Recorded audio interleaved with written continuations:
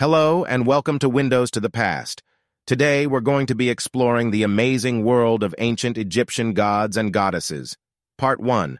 Introduction and Origins of Egyptian Gods and Goddesses. Did you know that the ancient Egyptians believed that their gods and goddesses created the world and everything in it? Yeah, they believed that each god and goddess had their own unique stories, personalities, and symbolism. Some of these gods and goddesses were associated with natural phenomena, like the sun, the moon, the Nile River, and the desert. Others were associated with human emotions, like love, joy, and anger. Many of them even had animalistic features, like the falcon-headed Horus, the cat-headed Bastet, and the ibis-headed Thoth. Part 2. The Major and Lesser-Known Gods and Goddesses. Now let's dive into some of the major gods and goddesses. One of the most important gods was Ra, the sun god, who was considered the most powerful of all.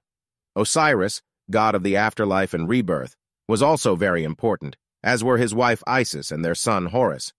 But did you know that there were also many lesser-known gods and goddesses? For example, Neith was a goddess worshipped in the city of Sais, who was associated with war and hunting. Heka was a god of magic and medicine, who was popular among healers and physicians. Each god and goddess had their own unique symbolism and importance. Part 3. How gods and goddesses were worshipped and their role in daily life. So, how did ancient Egyptians worship their gods and goddesses? Well, they did it in many ways, such as prayer, offerings, festivals, and rituals.